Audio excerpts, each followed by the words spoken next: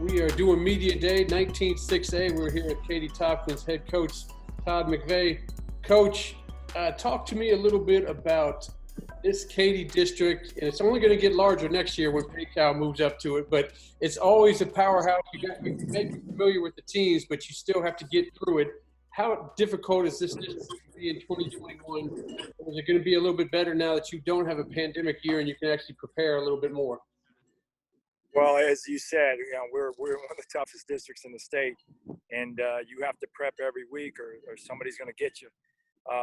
But, it's funny, we're out here doing what we usually do, and it's been a year and a half since we've done that. And I think everybody feels blessed to be able to do that as well and being out here with the kids. But as far as the district, obviously very strong, great coaching, great players everywhere.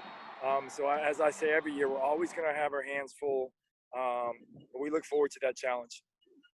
You talk about the district, and the Tigers may have won that state title, but Katy didn't win the district title. I mean, that's something that your Falcons took, and it's taken several years for somebody to knock them off their horse, but you guys were able to do it, and it kind of paved the path for maybe other teams in district thinking, okay, this team can be beat. We can do it.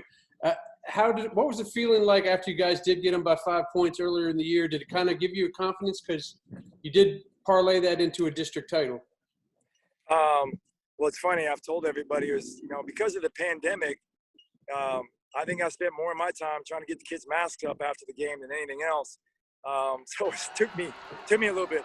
Obviously, it was a great victory for our program over this very established football team and what they do.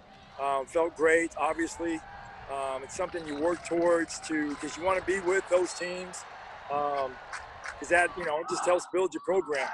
And, that was last year. We know we got to continue the process of what we're doing now. We're very much a one game at a time kind of team. So like I said, last year was last year. That's last year. We're moving on to this year. When I came down there and talked to you last year, we talked a lot about Jalen Milroe, and you like to speak more about how he has gradually turned into the leader of your team and how you could hand it over to him to talk to the players and get them going. Do you have a new guy that you're kind of looking at as your leader, or is that what the spring and summer is for, to try to find out who's going to step up in that leader role? Well, I think that's what you just said. I think it's going to be a little bit of seeing who this team is. New identity, brand new football team. We graduated a bunch of 2-year, 3-year starters. We're looking for them. Obviously, Jalen really grew into that, especially his last year as a senior, he and Kobe Herter. But like I told the team, there's a bunch of seats open. Whoever wants a seat on that bus, you're going to have to go work for it. So like I said, now having, hopefully nothing else happens, a full, scrimmage schedule, 4 pre-district games. And like I always tell the kids, I'm going to throw a ball up and see who wants those positions. And so it's a process. I feel good about where we're at with it. So we'll see. We'll see. I like how you brought up Kobe Herter, because from an outsider, everybody looks at Milroe, Alabama. They think all about Milroe, but you guys pitched 4 shutouts during district play. Herter's one of my favorite players. I know he had that huge game against Travis in the playoffs kept returning everything back for touchdowns.